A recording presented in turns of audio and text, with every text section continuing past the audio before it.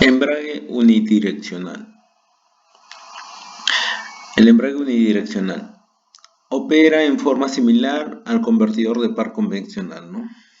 Es, es muy similar. La diferencia entre ellos es de que el estator va montado en un embrague unidireccional, es decir, que gira en un solo sentido, ¿no? Gira libremente cuando no requiere multiplicación de par, ¿no? Pero si requiere multiplicación de par, sí frena.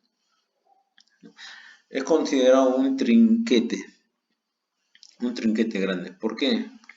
Porque gira en un sentido más no en el otro, ¿no? Entonces vemos en la imagen señalando al estator y al embrague unidireccional, ¿no? El embrague unidireccional es el naranja y el estator es el marrón.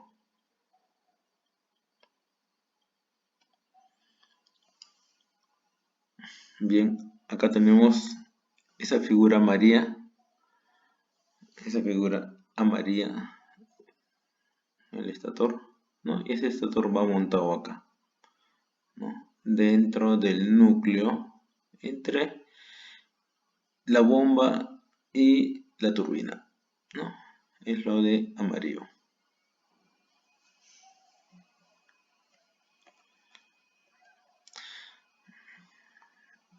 Bien, aquí vemos la gráfica, unos rodillos, ¿cierto? Una serie de rodillos, y estos rodillos están impulsados ¿por quién? Por unos resortes, ¿no? Estos resortes lo que hacen es empujar la villa, ¿no? Empujan desde la zona libre hacia la zona trabado, ¿no? Entonces esta zona es la zona trabada y esta es la zona libre, ¿sí? Está por acá más o menos la imagen. Esta imagen AA está proyectada acá, ¿sí? Esta imagen AA está proyectada acá. Entonces vamos a ver más de cerca este tema. Miren, aquí tenemos al componente, ¿no? Tenemos a la masa. Sí, tenemos a toda la masa. Esta masa tiene una zona de rodadura, ¿no? De más o menos 0.4 micrómetros, ¿no? A 0.2, ¿no? 0.4 a 0.2.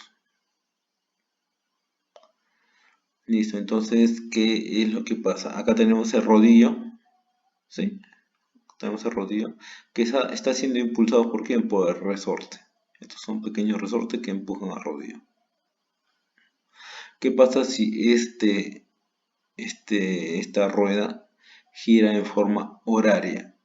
Si gira en forma horaria, entonces se va a trancar. ¿Por qué? Porque este rodillo se va a quedar estancado en esta zona. Pero si gira en forma antihoraria, ¿qué es lo que va a pasar? Entonces, si gira en forma antihoraria, él por inercia se va a presionar al resorte, ¿no?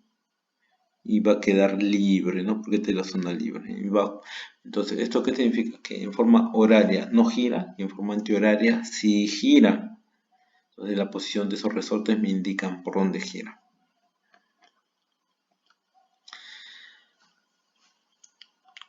¿Cómo es esto? A ver si agrandamos esa vista. Más o menos es así, muchachos. Miren, aquí está la zona del alojamiento angosto y la zona del alojamiento ancho, ¿no? En el alojamiento angosto traba este rodillo a esa parte oscura, ¿no? Mientras en el otro sentido el rodillo se queda libre, ¿no? Y puede girar con total libertad. Entonces es así como funciona como trinquete, ¿no? Gira en un sentido y en el otro sentido no gira. Y acá nos está indicando cuando no gira, mira. Quiere girar en forma horaria, no puede, ¿no? ¿Por qué? Porque se va a trancar. Se va a trancar, ¿no? Cuando la diferencia de velocidades de rotación es grande,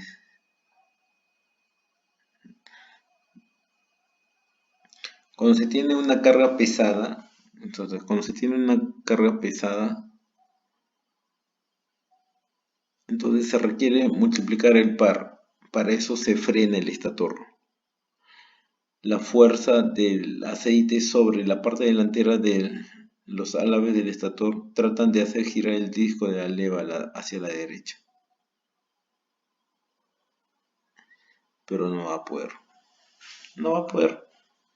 ¿Por qué? Porque se va a trabar a partir de los rodillos, ¿no? Por eso te indica una flecha y trabado. Y cuando ocurre eso, miren, ¿qué pasa con el fluido? El fluido viene por acá rosado, ¿sí? Choca contra el álave del estator. Como no gira, entonces simplemente lo redirecciona. Lo redirecciona. En vez de pasar de frente, lo redirecciona.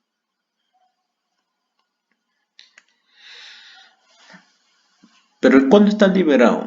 Cuando la diferencia de velocidad de rotación es pequeña, ¿no? Cuando esa diferencia de velocidad de rotación es pequeña, hablamos de la velocidad de la rueda con la velocidad de la bomba con la velocidad de la turbina, cuando esa velocidad, cambio de velocidad es pequeña, entonces ahí es cuando se libera, ¿no? Y ahí es cuando el estator empieza a girar libremente, ¿no? ¿Y por qué gira libremente? Porque prácticamente no necesita recircular al aceite, no necesita recircular al aceite porque todo el aceite eh, está generando prácticamente su máxima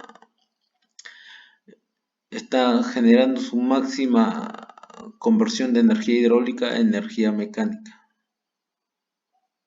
y de mecánica a hidráulica.